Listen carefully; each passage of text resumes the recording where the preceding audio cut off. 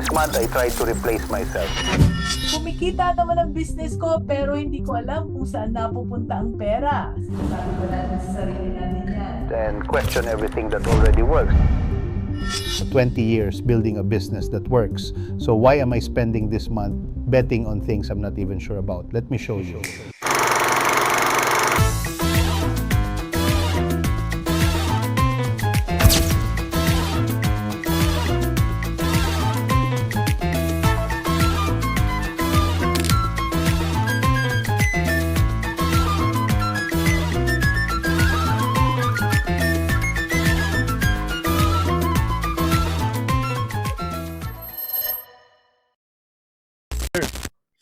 How's your experience sa Pampanga for the first time? Yes, enjoy.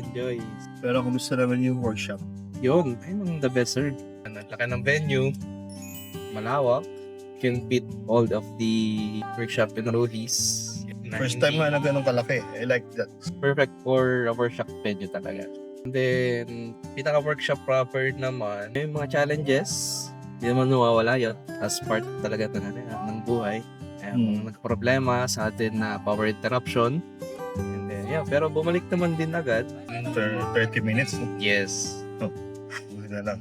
Yeah, pero still, the show must go on. And then, yung food naman nila, yun, okay. Sarap. Ang lalaki ng serving, nakakabusog, hindi nakakabitin. Kudos talaga sa venue, sa Remember Cafe. First stop, a logistics client. They hired me to find what's broken in how they work.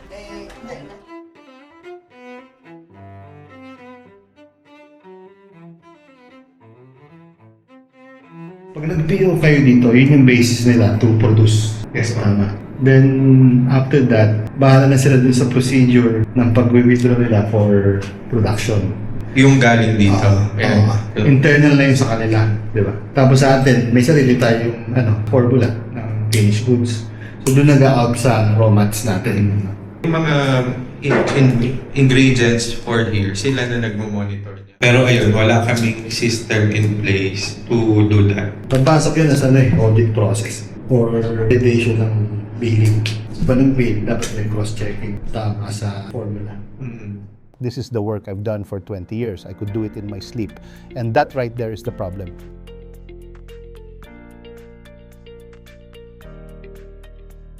Different client, same craft. Find the gaps, fix the flow.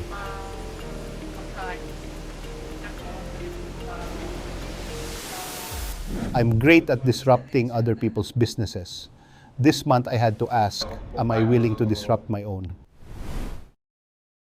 So, well, nag-start lang tayo ng We launched Mentora last year. Now we're relaunching. And honestly, I walked in skeptical. Nag-start na si Adrian kanina. In short, she's looking forward to continue our initiative, this Mentora initiative, and what are the next steps. So, ngayon, si partner Mary na we want to hear ano yung na thoughts niya. Alright, so ang dami nating na-test since last year. Diba? Relaunching something is harder than launching it. The first time you have hope, the second time you have history. What went well, what could have done better, mga ganyan. The reason why we were successful dun sa first launching natin because, number one, meron tayong pondo. So, ibig sabihin, yung ads that we run somehow is one of the biggest resource that we have at that time. So that's why nakakuha tayo ng sales. So of course, nandyan yung creatives, nandyan yung mentors and what have you. Pero malaking factor is the fund. Anong ginawa natin? Nag-pivot tayo into Mentora Inner Circle somehow because of lack of funds. So, nung nirun natin siya, naging successful din siya because we get leads eh. Then this. My team reviewing a new format for the thing you're watching right now. I was not convinced. We literally filmed me arguing about whether this format should exist. If you're watching it, I guess we shipped it.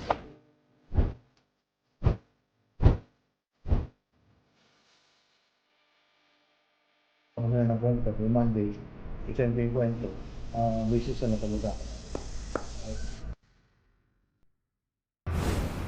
Let me confess something. When I started, Then the big one, let's say, do I build an AI version of myself, an avatar that teaches, posts, shows up as me?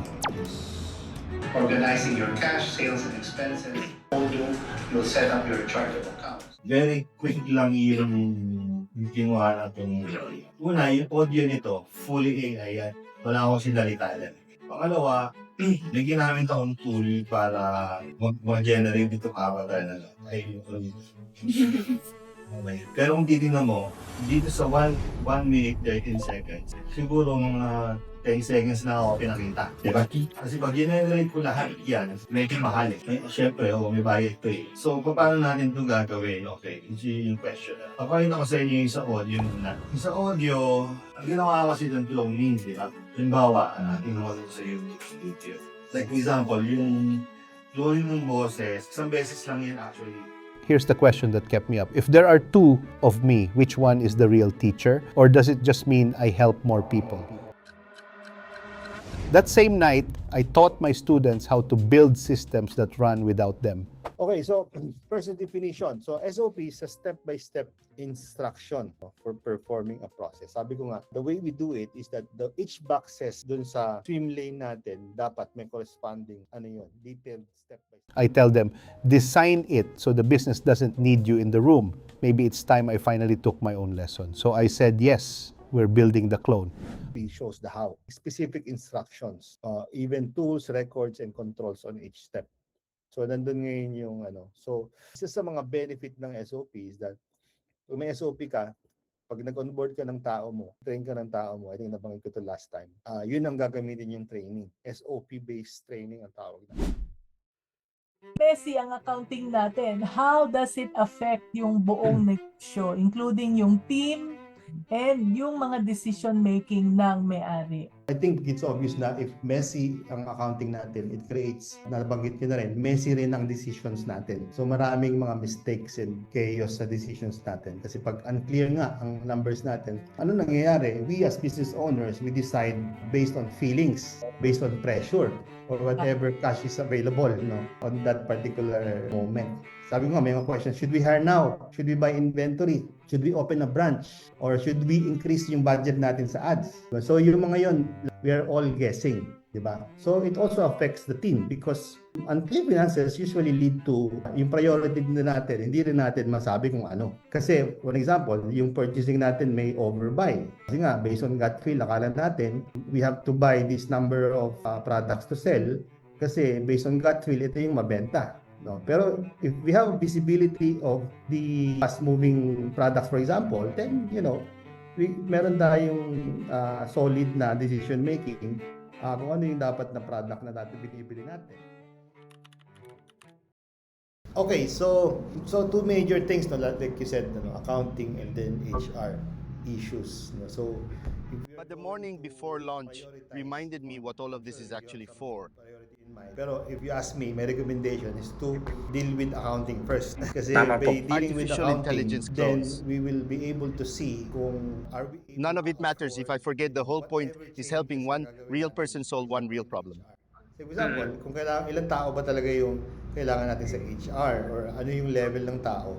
And of course, it comes with certain salary. And without the FS kasi, without the PNL, we really, ang hirap mag-decide, Yes po. Isa po yun. if we can afford to scale our business. So if you ask me, we prioritize the accounting.